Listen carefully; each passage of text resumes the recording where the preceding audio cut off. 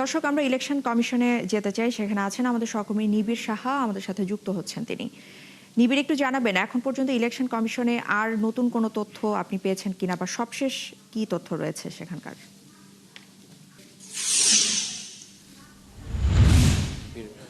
যিনি প্রার্থী ছিলেন, যিনি পরাজিত হয়েছেন, ইঞ্জিনিয়ার সানজিদা ইসলাম তুলি, তিনি কিছুক্ষণ আগে নির্বাচন কমিশনে এসে তার অভিযোগপত্র জমা দিয়ে গেছেন। অর্থাৎ তিনি অভিযোগ তুলেছেন গতকাল যে নির্বাচনটি হয়েছে ঢাকা 14 আসনে, সেই ইলেকশন ইঞ্জিনিয়ারিং, ঘুষ প্রদান সহ নানান অভিযোগ তিনি তুলেছেন। সেই সাথে দুর্নীতিমূলক কার্যকলাপে তুলেছেন এবং মোটা দাগে বেশ কিছু অভিযোগ তিনি করে গেছেন। যেমন ভোট দেওয়ার পূর্বে তিনিও কিন্তু আসলে এখন ঘরেই হবে বিয়ে বাড়ির পোলাও, যদি থাকে আকিজ এসেনশিয়াল সুগন্ধি চিনি গুঁড়া চাল।